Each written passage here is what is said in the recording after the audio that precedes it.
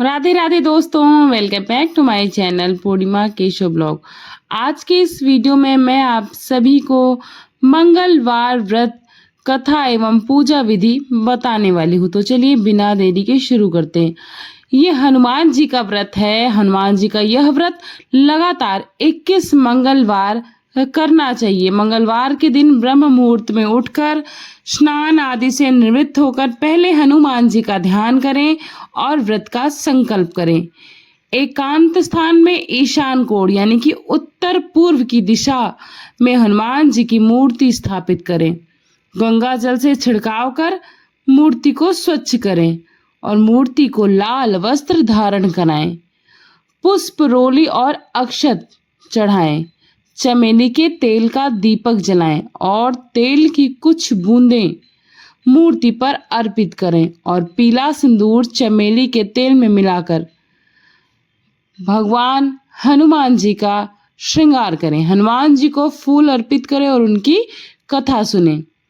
हनुमान चालीसा एवं सुंदर कांड का पाठ अवश्य करें। उसके बाद भगवान जी का भोग, जिसमें उनको लड्डू बहुत प्रिय है या फिर यथासंभव आपके पास जो भी हो, उसको अर्पित करके मनोकामना अपनी जो भी हो भगवान के सामने व्यक्त करें और उसके बाद प्रसाद वितरण करके प्रसाद को स्वयं भी ग्रहण करें। तो ये थी मंगलवार व्रत की पूजा विधि। अब मैं आप सभी को मंगलवार व्रत की कथा सुनाने वाली हूँ। प्राचीन काल में एक नगर में एक ब्राह्मण दंपति रहते थे। उनकी कोई संतान नहीं थी, जिससे वे अत्यंत दुखी रहते थे। ब्राह्मण प्रतिदिन की तरह इस बार भी वन में पूजा करने के लिए गया। पूजा के उपरांत उन्होंने हनुमान जी से पुत्र की प्रार्थना की। उधर उनकी पत्नी भी मंगलवार का व्रत रखा करती थी और अंत में बजरंग बली को भोग लगाकर ही भोजन ग्रहण किया करती थी। तो यहाँ पर मैं आप सभी को एक बात स्पष्ट कर दूं कि बहुत सारी भ्रांतियां हैं कि मंगलवार का व्रत केवल पुरुष लोग रहते हैं। तो ऐसा कुछ भी नहीं है। भगवान में कैसा भेदभाव और कैसी बंटवारा।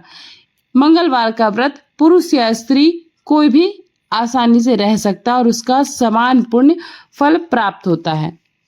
एक दिन ऐसा हुआ कि ब्राह्मणी किसी कारणवश ना तो भोजन तैयार कर पाई, ना ही हनुमान जी को भोग लगा पाई। उस दिन उन्होंने संकल्प लिया कि अगले मंगलवार को हनुमान जी को भोग लगाए बिना अन्न ग्रहण नहीं करेगी। 6 दिन भूखे प्यासे रहने के बाद 7वें दिन मंगलवार के दिन ही ब्राह्मणी बेहोश हो गई। उनकी इस निष्ठा और भक्ति को देखकर हनुमान जी प्रसन्न हो गए। उन्होंने उस ब्राह्मणी को दर्शन दिया और दर्शन देकर कहा कि वे उसकी तपस्या, उसकी निष्ठा और उसकी आस्था से अत्यंत प्रसन्न हैं और उसे पुत्र प्राप्ति का वरदान दिया। और उसके बाद हनुमान जी अंतर्ध्यान हो गए और भगवान हनुमान जी की कृपा से ब्राह्मणी को पुत्र रत्न की प्राप्ति हुई और जिसे उसने नाम दिया मंगल। कुछ समय बाद जब ब्राह्मण घर लौटे तो देखा बालक और उसको देखकर वो आश्चर्य से पूछे, ये बालक कौन है? ब्राह्मणी ने पूरी कथा सुनाई, लेकिन ब्राह्मण ने उस पर विश्वास ही नहीं किया। एक दिन ब्राह्मण ने मौका पाकर उस बालक को कुएं में गिरा दिया। जब ब्राह्मणी ने ब्राह्मण से पूछा कि मेरा पुत्र मंगल कहाँ है, तो उसी समय मंगल मुस्कुराते हुए लौटा। यह देखकर ब्राह्मण आश्चर्यचकित रह गया। उस रात हनुमान जी ने ब्राह्मण को स्वप्न में दर्शन देकर बताया कि यह पुत्र उनका ही है और उनकी कृपा से ही ब्राह्मणी को प्राप्त हुआ है, यानी कि यह ब्राह्मण और ब्राह्मणी का ही पुत्र है। सच जानकर ब्राह्मण बहुत प्रसन्न हुआ और उसको अपने किए पर बहुत ही पश्चाताप हुआ। उसने तुरंत हनुमान जी से अपने किए का क्षमा याचना किया और हनुमान जी ने उन्हें क्षमा भी किया और पति पत्नी दोनों नियमित रूप से हर मंगलवार का व्रत रखना शुरू कर दिए। तभी से जो भी श्रद्धालु सच्चे मन से मंगलवार का व्रत रखते हैं उन पर हनुमान जी की विशेष कृपा सदैव बनी रहती है। तो सभी लोग बोलिए प्रेम से पवन सुत हनुमान की जय, सियावर रामचंद्र की जय।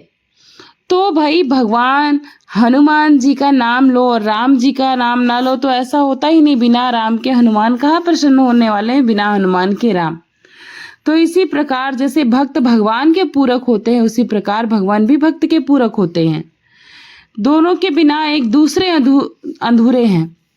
तो चलिए, आशा करती हूँ आप सभी को ये छोटी सी कथा और पूजा विधि पसंद आई होगी।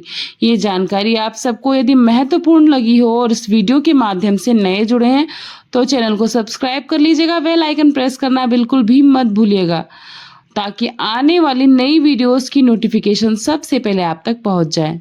हमारे चैनल पर सभी धार्मिक वीडियोस आती रहती हैं। तो चलिए, मिलती हूँ नए अध्याय के साथ, नई कथा के साथ, नई कहानी के साथ, नए भक्ति मार्ग के साथ, नए वीडियो में। तब तक के लिए वीडियो को ज़्यादा से ज़्यादा शेयर करिएगा फ्रेंड्स एंड फैमिली के साथ, क्योंकि भक्तिदान महादान होता है। Thanks for watching Purnima Keshav blog.